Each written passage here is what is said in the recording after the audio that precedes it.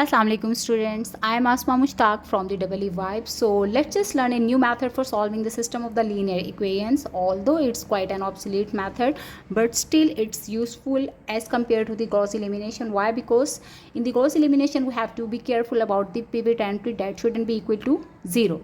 So LU factorization is a simple method that is used for solving the system of linear equations, and let's do an example and see how it works. Fine. So far you are given a matrix A and we have to factorize this matrix into two other matrices that are named as L and U, where L stands for unit lower triangular matrix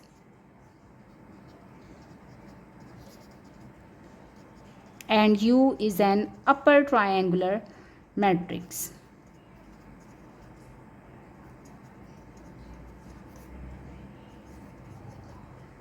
And the name is given because of the specific reason. Why? Let's see. As L is named as the unit lower triangular matrix, so it means that all the entries in the main diagonal are equal to 1. So that's why the name or the word unit comes in it. Then lower triangular means all the entries below the main diagonal are non-zero. So since this is the second row and the first entry, so that's why it's named as L21, then L31, L32.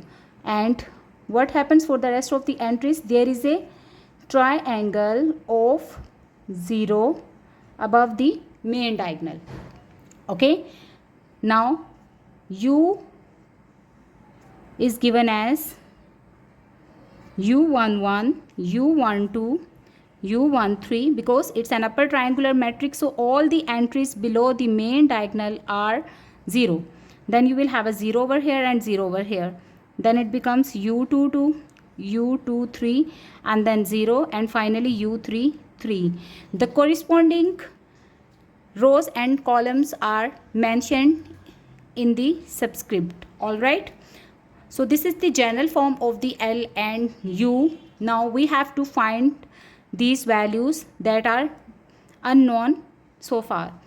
We have to determine L21, L31, L32 and similarly we have to determine U11, U12, U13, U22, U22 and U23, U33.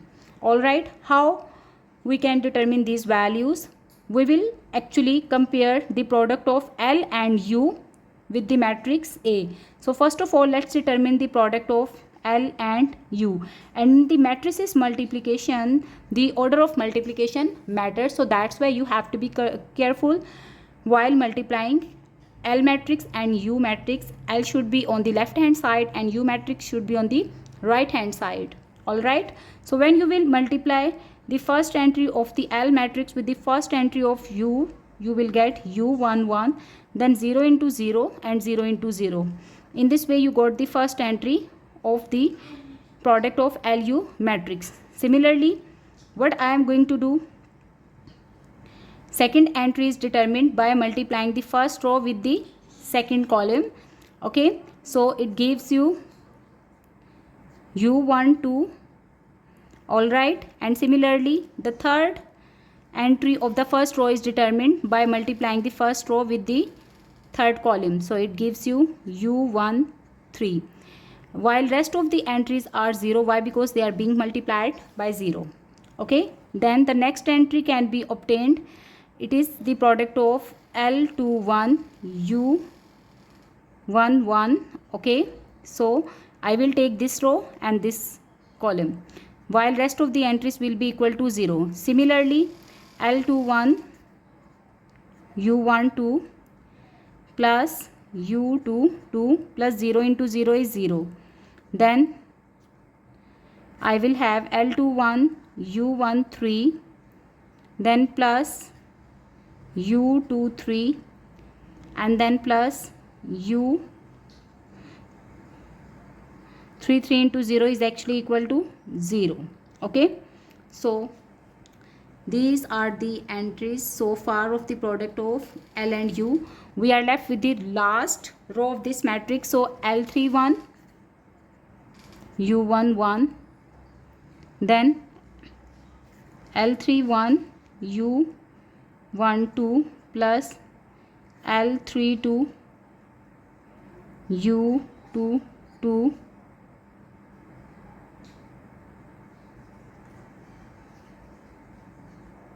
plus 1 into 0 is 0. Finally, we will have the last entry of this matrix, that is L31 U13 plus L32 U23 plus U33. So this is all we get after the multiplication of the lower triangular matrix with the upper triangular matrix. Alright, and let's just compare this matrix with the A, because we have to split A as the product of L and U, since it's equal to 2 3 1 4 7 7 and then minus 2 4 and 5. Fine, let's just compare the corresponding entries since both matrices are equal. So U11 will be equal to 2, U12 will be equal to 3 and U13 will be equal to the third entry of the first row. Alright, so with the comparison, what you are going to get? You are going to get the entries of U matrix and L matrix. So from here I get U11 is equal to 2, U12 is equal to 3 and U13 is equal to 1. Okay, then L21 U11 is equal to 4. Since U11 is equal to 2, so this implies that L21 is equal to 4 divided by 2, which is equal to 2. So from here you got the value of L21. Alright, next let's compare the next entry, which is L21 U12 plus U22 is equal to 7. Okay, so L21 is equal to 2, U12 is equal to 3 plus U22 is equal to 7. This is unknown, so let's just simplify the equation and you will see 6 plus U22 is equal to 7. This implies U22 is equal to 1. Alright, now we will compare the third entry of the second row, that is L21 U13 plus U23 is equal to 7 again. Since L21 is equal to 2, U13 is equal to 1 plus U23 is unknown, so that's why we will simplify it. U2, so 2 plus U23 is equal to 7. So this implies that U23 is equal to 5, since 7 minus 2 is equal to 5. Alright, now we have to solve the last row, which says L31 U11 is equal to minus 2. So L31 U11 is equal to minus 2 is equal to minus 2.